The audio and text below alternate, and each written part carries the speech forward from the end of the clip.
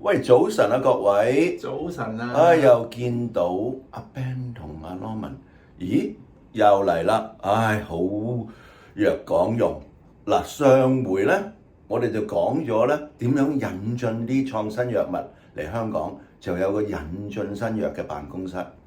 哇，阿 Ben，咁我哋係咁話引進，但係如果審批註冊，咁點算啊？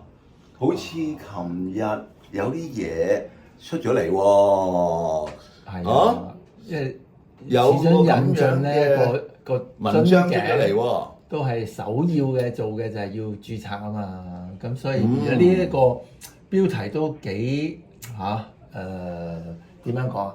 好吸眼球啊！係咯，一家喎，我同你都好認識㗎啦。一家嘅機制喎，有落差喎。係啊，當年我哋一家都係一馬當先㗎，係嘛？喂，進入馬年係嘛？係㗎咯。咁點啊？一馬當先啦！我哋一家其實佢裏邊你有提過呢個而家個收費註冊嘅收費只係需要1100蚊喎，比起其他國際上嘅一啲即係註冊機關、藥物監管機構個費用真係爭好遠好遠喎！哇，收嗰咩數千元啊，係咪？係啊！咁啲藥就入到嚟香港，跟住就都賺咗唔少錢喎，真係。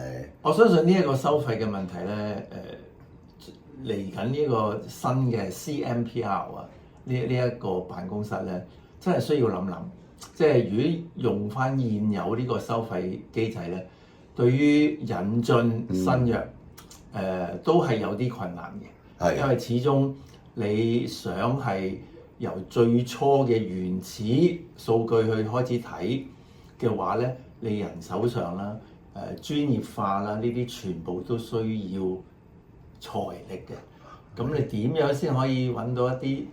即係唔好講自負盈虧啦，起碼都能夠保持住你繼續持續咁樣發展嘅話咧，你嗰個財力嘅源頭咧都需要諗諗點樣開源。係啊 ，sustainability 好緊要啊，冇錯。嗱，尤其是而家隻新藥咧，佢唔係淨係一個 indication 㗎嘛，係嘛？我哋都唔好講嗰啲 GMP 嗰啲，哇！啲新藥嚟到，哇！而家嗰啲好犀利嘅10個 indication 閒閒地。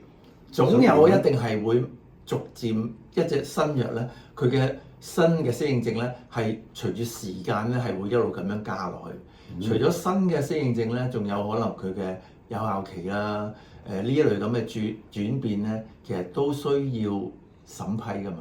咁所以如果你劃一嘅收費或者呢啲咁嘅輕微嘅轉變，你又唔收錢嘅話咧，其實都唔係咁健康嘅。所以我就覺得即係將來嘅CMPR，佢可以加速去處理一啲新加適應症啦，或者一啲新嘅轉變，譬如延長佢個有效期啊，呢啲咁嘅申請咧，佢都要睇數據噶嘛，佢都要審批噶嘛。咁喺呢啲情況之下咧，其實佢哋係應該逐項收費，咁而令到佢哋咧能夠多啲人手去處理，令到咧加速呢個咁嘅審批嘅過程。尤其是即係呢個新嘅適應症啊，即係呢啲藥物就註咗冊㗎啦，佢要加新適應症。如果你慢嘅話咧，咁公營機構又慢咗引入，咁普羅大眾咧係能夠得到資助嘅機會，或者個時間又要長咗。係咯，咁樣都係為咗病人病。所以我哋咧真係要恭祝係一個年尾我哋收爐啦。咁來年我哋要恭祝新嘅辦公室兩個，一個就係引進新藥嘅辦公室，喺醫管局註冊嘅 CMPR， 兩個都要馬到功成，祝賀你哋，大家身體健康。好，大家咁話，咁就過咗年後見啦。